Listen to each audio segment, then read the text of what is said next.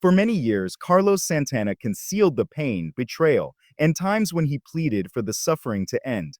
We saw the rock star, the man who won Woodstock, but we were unaware of the 7 times he attempted suicide.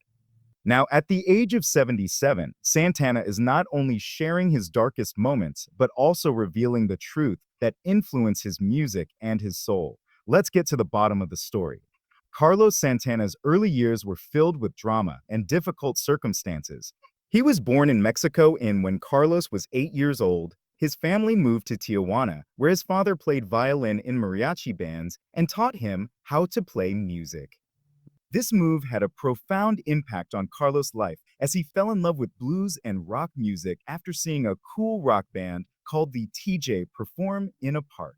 However, life in Tijuana wasn't all sunshine and rose blossoms for 2 years, during which time he was subjected to abuse from an American man who would frequently take Carlos across the border and buy him toys. Carlos Santana began playing guitar in Tijuana strip clubs when he was just 15 years old. It was a rough place for a kid, and he witnessed some pretty scary things, like a police officer being mean to a woman who worked there. But playing in these clubs also helped Carlos create his unique blend of Latin music with blues and rock, and clothes to keep him quiet. It only stopped when the man hit Carlos for staring at a woman through a window. This terrible period left Carlos feeling guilty for years. He made very little money working as a dishwasher at the TikTok drive-in, but he saved every cent he could. He had dreams of purchasing immigration paperwork and a new Stratocaster guitar. One day, he discovered that his mother had taken all $300 of his savings and used it to pay for his sister's dental work. When Carlos questioned her about it, she gave him only $20 back, which made him feel so ashamed that he left home with just the $20 and returned to Tijuana to perform. Carlos struggled to make ends meet while playing music in strip clubs in San Francisco. Resided in a cramped, tiny flat in the Mission District with other before becoming famous, Carlos played music on the streets of San Francisco, spending hours performing at venues like Fisherman's Wharf and Union. Without a bed, he slept on the floor, worked long hours cleaning dishes, and could hardly afford food, living mostly on rice and beans. He didn't have enough money for proper guitar strings, so he played with broken ones or used whatever he could find. When Santana formed his first band, the Santana Blues Band, in 1966, everything came together by chance. He met Tom Fraser while working at the drive-in, and he met Greg Rowley, a keyboard player. They brought in other musicians like David Brown on bass and Marcus Malone on percussion. On some days, he made less than $5 while playing. He heard a variety of music, including jazz and folk, and he learned to incorporate these sounds into his own style, which helped him attract the attention of passers-by. Michael Caraballo suggested Santana because it sounded memorable. They got their big break at Woodstock thanks to promoter Bill Graham, who believed in them. Graham was helping to organize the festival and told the organizers they had to include Santana if they wanted his help. At the time, Santana wasn't famous. They hadn't even released their first album, and the majority of the 400,000 attendees didn't know who they were. What made Santana's Woodstock performance even more unbelievable was Carlos Santana's state of mind, a local band from San Francisco that had been playing in small bars in places like Tijuana recently before they were given a 45-minute slot on August 16, 1969, in the afternoon. This slot placed them between well-known acts like the Grateful Dead and Creedence Clearwater Revival, which made their inclusion even more surprising. Santana believed that Garcia from the Grateful Dead wouldn't perform until much later that night, perhaps around 3 in the morning. While waiting, Garcia gave him something to try, possibly peyote mescaline or another potent hallucinogen. The effects hit Santana hard. When it was time to perform, he was already in the middle of a vivid trip on stage, and he was terrified to keep himself grounded when he saw his guitar neck moving like a snake. Santana played with his eyes closed, trusting his performance at Woodstock transformed Santana into stars overnight. Bill Graham had warned Carlos that fame would hit hard after the festival, and he was right.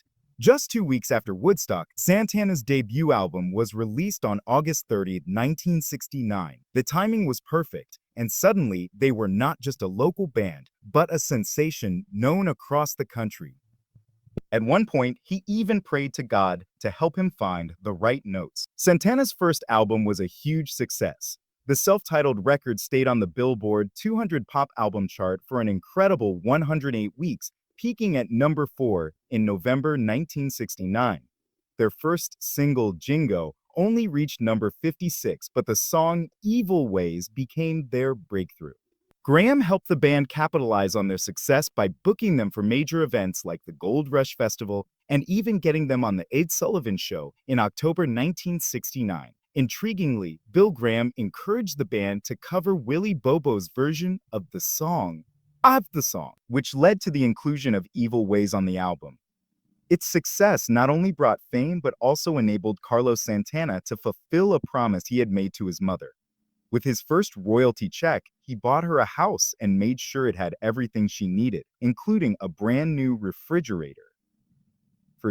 This marked the beginning of a career that would make Santana a rock legend. Meanwhile, in 1973, when his music career was at its height, Carlos Santana married Deborah King, the daughter of blues musician Saunders King. They began a life together at a concert at the Marin Civic Center, and over the years, their relationship evolved into more than just a marriage. It also became a business partnership. Deborah was instrumental in overseeing Santana's career and finances, particularly in the 1990s, when Carlos acknowledged he might have ended up with in 1994. They took full control of the Santana band. With Deborah serving as vice president and coup of Santana management until 2007. They also established the MRO Foundation in 1998, which helped underprivileged children in many countries. Without her assistance, they had 3 children: Salvador, who became a songwriter and band leader; Stella, who also became a singer and songwriter; and Angelica, who was a writer and film producer. Their marriage lasted 34 years, and they were a strong business partnership.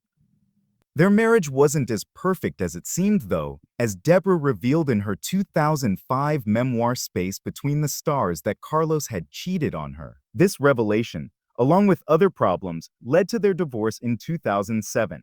Following the publication of the memoir, Carlos publicly acknowledged his infidelity, saying he felt deeply sorry and apologized to Deborah and their children for the hurt he caused. He explained that he wasn't in the right frame of mind at the time. Carlos's difficulties during this time were linked to a larger crisis in his spiritual life.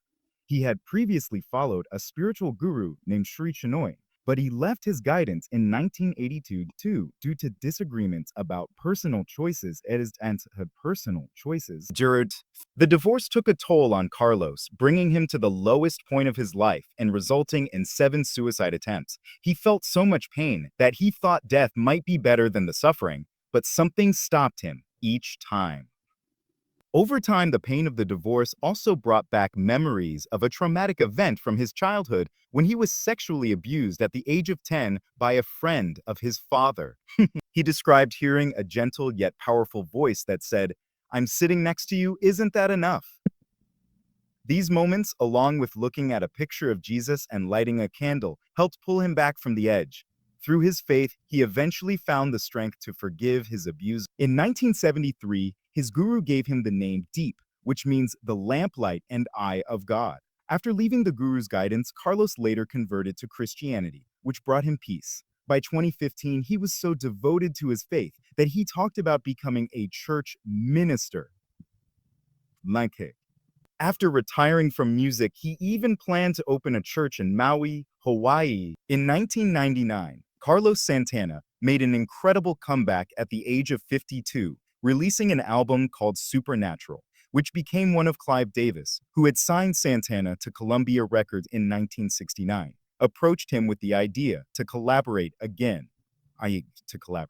It was a risky move because Santana hadn't had a top 10 hit since 1971, but it worked out in a way no one anticipated. At the Grammy Awards in 2000, where she won 9 awards in one night, tying Michael Jackson for the most Grammys ever won.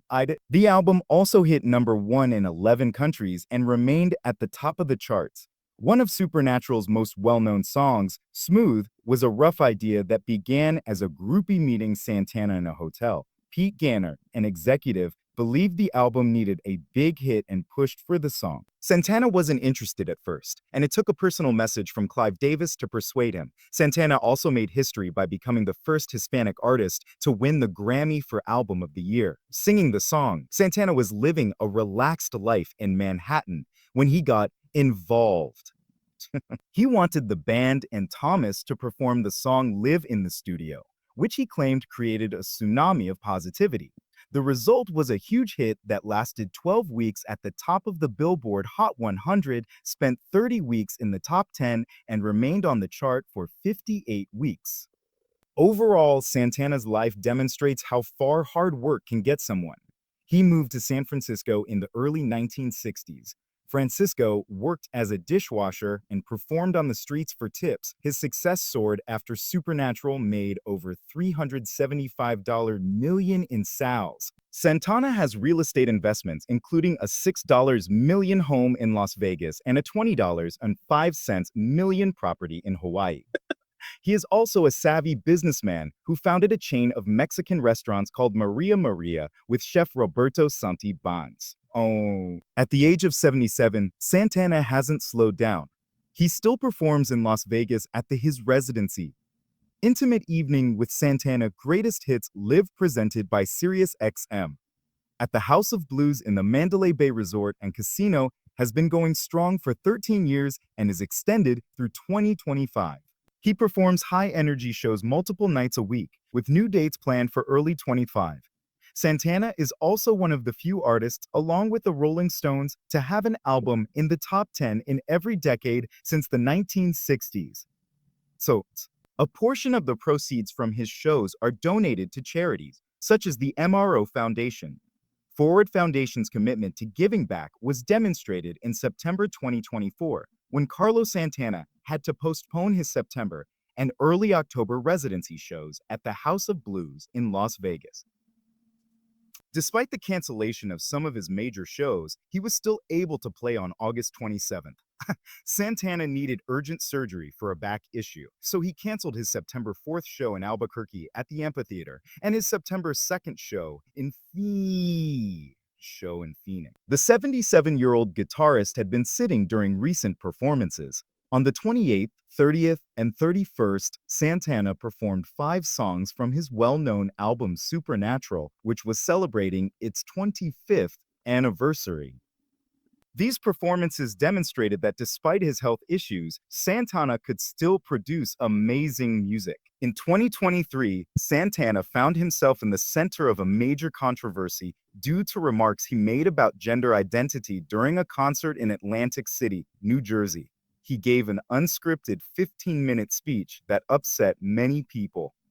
Santana was quoted saying, "When God made you and me before we came out of the womb, you know who you are and what you are." This made the audience uncomfortable, and the video went viral after someone shared it online.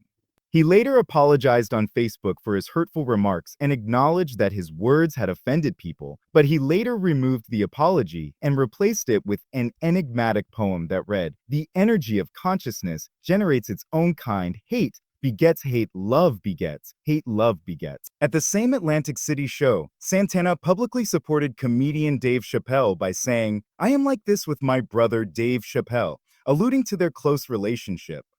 This heightened the controversy, especially since it occurred during a period when numerous anti-LGBTQ bills were being introduced in the US, some of which targeted transgender youth.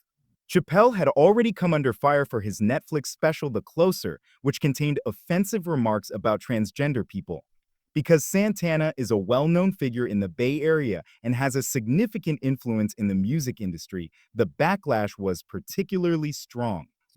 Chappelle came at a time when many US states were passing laws against LGBT rights, which made matters worse.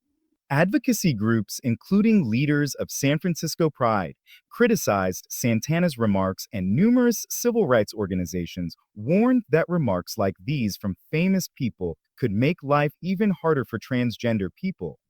Carlos's wife, Cindy Blackman Santana, has been the band's drummer since 2015. She is 64 years old, a talented musician who frequently steals the show at the Kia Forum show. She wowed the audience with a stunning drum solo during the encore after Are You Ready?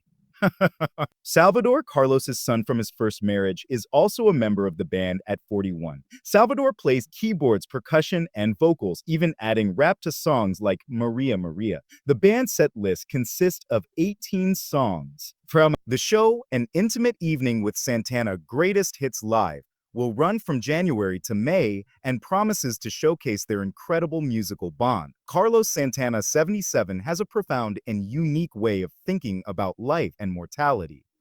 His ideas come from his spiritual journey, which has shaped him over the years.